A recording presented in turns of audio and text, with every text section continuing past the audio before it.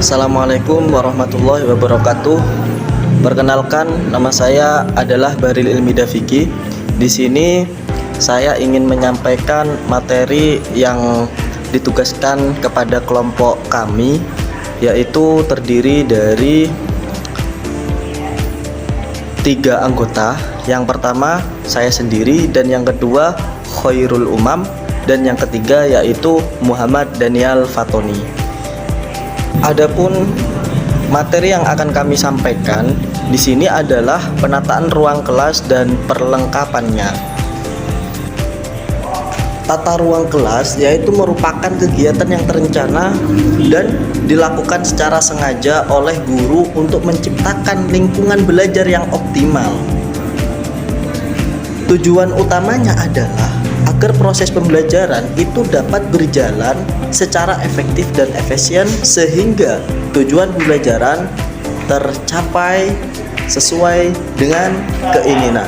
Tata ruang kelas itu tidak hanya sebatas tentang estetika saja, akan tetapi juga mencakup pengaturan menyeluruh terhadap kebutuhan ruang dan susunan fisik yang mendukung pelaksanaan pembelajaran. Seperti itu. Maka dari itu, ada beberapa faktor yang harus kita pertimbangkan, seperti ukuran ruangan, kemudian jumlah siswa, dan juga metode pembelajaran yang akan diterapkan pada sekolah tersebut. Dalam pendekatan pembelajaran tradisional itu biasanya kursi dan meja disusun ke arah papan tulis. Hal ini untuk mendukung pembelajaran yang menggunakan metode ceramah. Namun ketika tujuan seorang guru itu adalah mendorong interaksi dan kolaborasi siswa, maka hal yang disarankan, penataan yang disarankan itu adalah membuat kelompok dan membentuk lingkar. Area guru itu juga memiliki peran strategis dalam tata ruang kelas. Meja guru sebaiknya itu lebih disarankan ditempatkan di posisi yang memungkinkan pengawasan menyeluruh terhadap siswa, biasanya di bagian depan kelas. Namun penting juga untuk memberikan ruang gerak yang cukup agar guru dapat bergerak mendekati siswa dan memberikan bantuan individu tanpa mengganggu alur pembelajaran.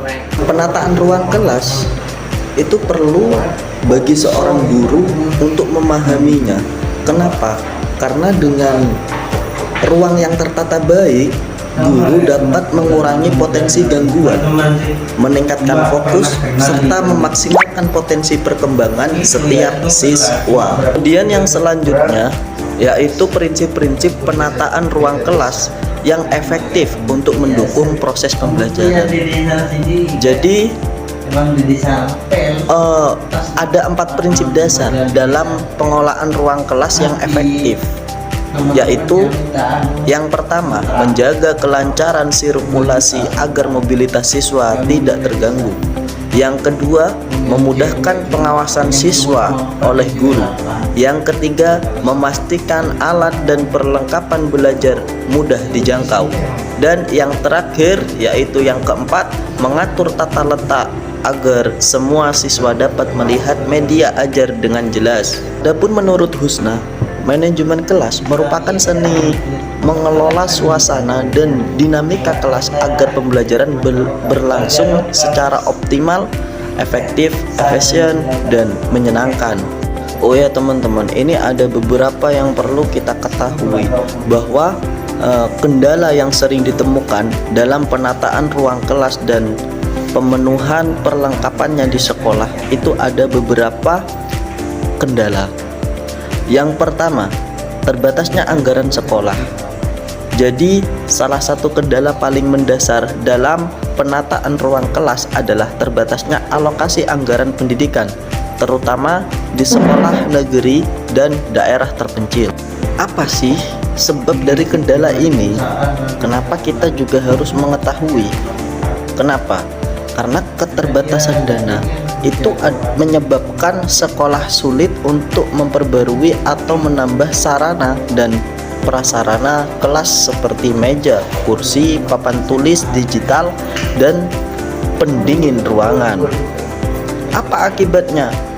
Ruang kelas itu seringkali tidak sesuai dengan standar kenyamanan belajar yang ideal dan menjadi kendala dalam menciptakan lingkungan belajar yang mendukung.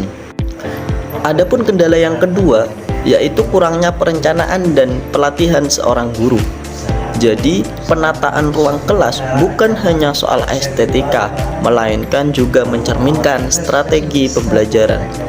Namun masih banyak seorang guru yang belum mendapatkan pelatihan khusus mengenai bagaimana menata kelas secara pedagogis. Maka kurangnya perencanaan berbasis metode pembelajaran itu akan menyebabkan tata ruang tidak selaras dengan kebutuhan belajar siswa. Kemudian kendala yang ketiga, keterbatasan fasilitas dan ruang. Jadi pada sekolah dengan jumlah siswa yang besar tapi ruang terbatas, itu seringkali kesulitan menata kelas secara ideal. Akibat dari keterbatasan fasilitas dan ruangan ini yang merupakan salah satu kendala dalam penataan ruang kelas itu adalah siswa mudah merasa jenuh dan sulit berkonsentrasi. Selain itu, rak buku, loker, atau lemari penyimpanan bahan ajar jarang tersedia secara memadai. Adapun kendala penataan ruang kelas yang keempat yaitu ketidaksesuaian perabot dengan kebutuhan siswa. Jadi perabot kelas seperti meja dan kursi yang tersedia itu seringkali tidak mempertimbangkan ukuran tubuh siswa yang berbeda-beda, terutama di tingkat sekolah dasar. Sebab dari kendala ini itu akan menimbulkan ketidaknyamanan dan dalam jangka panjang itu dapat berdampak pada kesehatan fisik siswa seperti postur tubuh yang buruk atau kelelahan belajar. Yang kelima, minimnya integrasi teknologi dan dekorasi edukatif. Jadi, keterbatasan akses terhadap perangkat teknologi seperti proyektor, layar sentuh, atau jaringan internet yang stabil itu juga menjadi tantangan. Kendala penataan ruang kelas seperti ini itu akan menyebabkan ruang kelas terasa kaku dan monoton serta kurang merangsang minat belajar dan kreativitas siswa. Ya, itu tadi teman-teman, ada beberapa poin yang perlu kita mengerti di saat kita mengajar di ruang kelas. Maka penataan dalam ruang kelas itu merupakan hal yang harus penting kita perhatikan, karena ketika sudah efektif dan efisien itu akan mendukung proses pembelajaran dengan siswa. Terima kasih teman-teman. Jadi itu saja yang bisa kami sampaikan.